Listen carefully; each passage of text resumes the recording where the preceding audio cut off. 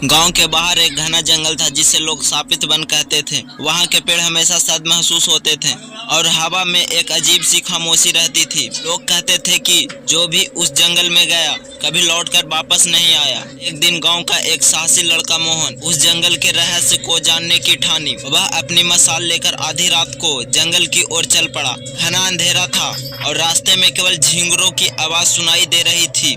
जैसे ही वह जंगल के अंदर पहुंचा, उसे ऐसा महसूस हुआ कि कोई उसकी परछाई का पीछा कर रहा है।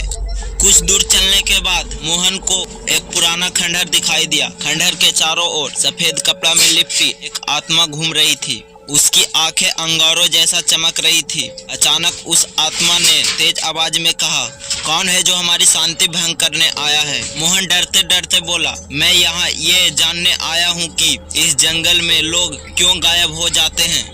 आत्माओं ने हंसते हुए जवाब दिया, यह जंगल हमारा घर है और जो भी यहाँ आता है उसे हमें अपनी दुनिया में शामिल करना पड़ता है।